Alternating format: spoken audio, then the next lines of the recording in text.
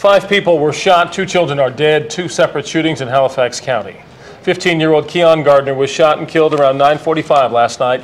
Hours later, 2-year-old Deanna Anderson died when someone fired shots into her home. Investigators believe the shootings are related. Ariel Clay spoke with Gardner's family this evening. She joins us live tonight. Ariel?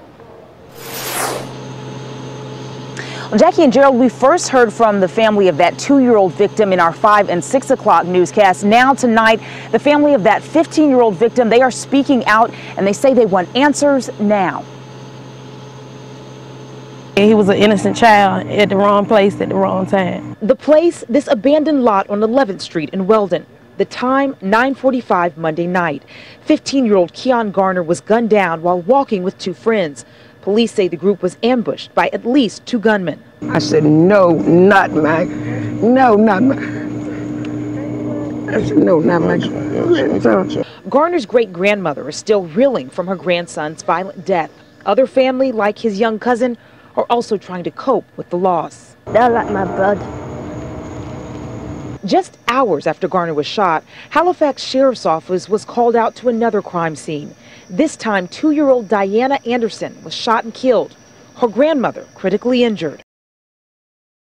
Today we covered the story of Semaj Shaw and how he was recently murdered by fellow inmates in jail. But as I went down the rabbit hole of this story, peeling back each layer, my shock, my disgust just kept on growing.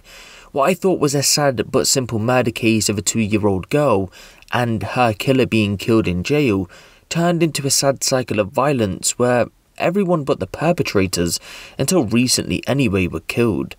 Not just that though, innocent lives, that of young people, were nearly taken away from their families just simply because of who they're related to or have affiliation with. To start this one off then, we've got to head back to one summer's night in August of 2014, and at roughly 9:30 p.m. just outside the town of Weldon, North Carolina, 15-year-old Keon Garner, 17-year-old Wilson Green and 20-year-old Calvin Robinson had been approached by 2 masked gunmen as they walked by some woodland. Wilson was shot in the leg, Calvin in the back, but sadly for Keon, he had gone to be pronounced dead at the scene. Police later came out to say they had a solid line of inquiry as to why the shooting took place. They say it wasn't random, but everywhere I've looked, I haven't been able to find an explanation. Either way, after word had got out of the triple shooting which resulted in the death of 15-year-old Keon, a shooting took place at a residence less than 1 mile away. The incident in question happened roughly 3 hours later, believe it or not. Grandmother Catherine Price and her 2-year-old granddaughter Diana Anderson were shot whilst they slept. Catherine, although injured badly, would survive the ordeal. The same couldn't be said for Diana. A 2-year-old baby had just been killed in revenge for a murder that took place 3 hours prior. How did we come to that conclusion? Well, one of the suspects in the first shooting was none other than Teddy Keith Anderson Jr., Diana's uncle. He was charged along with Semaj Clanton in relation to the case. As a quick side note before we continue, as you know, the murder case of Keon happened in August of 2014. It's now 2022 and I'm yet to find any updates. It seems as if then no one has been handed an actual jail sentence yet for the murder of Keon and the 2 attempted murder cases of his friends. Police worked hard in both cases, however, after connecting them, and they didn't only just charge people in relation to the Keon case, they'd actually caught everyone they believed were involved in both cases. Semaj Shaw, not to be confused with Semaj Clanton from the first shooting, Victor Mallory, William Cook and Jamonte Moody were all charged with the murder of 2-year-old Diana and the attempted murder of her grandma. Unlike the case of Keon, the murder case of Diana had actually wrapped up in 2017. From archive sources I've recovered, we learn a bit about the circumstances surrounding the case. Again, the shooting took place as revenge for the murder of Keon, who was murdered in an area known as the Strip. The 4 who were eventually charged then took matters into their own hands, rather than allowing the police to do their investigation. It's been said they knew where the sister of Teddy Anderson Jr. lived, so they headed over to that property, which was located in an area called The Cut, an alleyway between Cedar and Maple Street. Once arriving, Semaj and Jamonte stood on an air conditioning unit at a window where the baby, her mother and grandmother had slept, and opened fire whilst the other 2 had been on the ground. The grandma sustained several bullets to the body and to this day carries a bullet lodged in her skull. She would be airlifted to hospital. She died twice but was eventually brought back to life.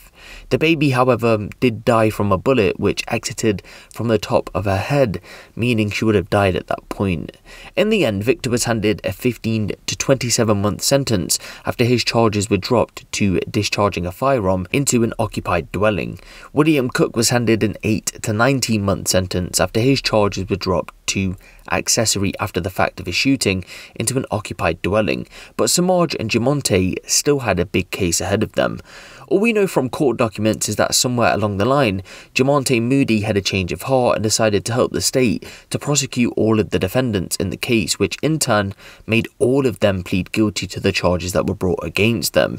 Meaning in the end, Semaj pled guilty to second-degree murder and Jamonte pled guilty to the attempted murder charge. Semaj was handed a 300-month to 372-month prison sentence, in other words 25 plus years, whilst Jamonte was handed a 125-month to 162-month prison sentence. In other words, he'll be serving a 10 plus year prison sentence.